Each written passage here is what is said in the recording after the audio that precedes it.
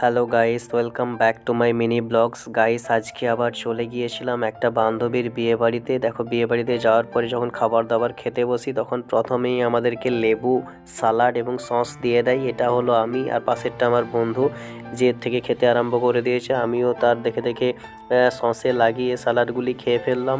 এবং খাওয়ার পরে দেখো সঙ্গে সঙ্গে আরও একটা বেগুনি দেয়। সঙ্গে সঙ্গে আমি চেটে পুটে পাতা পুরো সাফ করে দিয়েছি। সঙ্গে সঙ্গে ডাল মাখনি চলে এলো।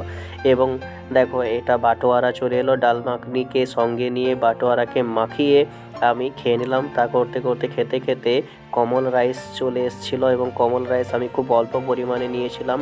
এবং তারপরে পনির মিক্স ভেজ, যেটা আমি দেখো জায়গা করে নিয়েছি, সেই পনির মিক্স ভেজ দিয়ে ওটা খেয়ে ফেললাম। তারপরে দেখো সোস টপার মটন চলে এসছে। মটনটা কত সুন্দর সিদ্ধ হয়েছিল, তুলতুলে পুরো। আমি খুব অল্প নিয়েছিলাম। এবং তারপরে দেখো চাটনি দিয়ে দেয়, এবং চাটনির সঙ্গে পরবর্তী সময়ে পাঁপড়। আর আমার ওইদিকে বান্ধবী দেখো মটন নিয়ে এখনও অস্থির, মটন খাচ্ছে সে, আর আমি চাটনি, পাঁপড় এবং পাঁপড় খেয়ে নিলাম।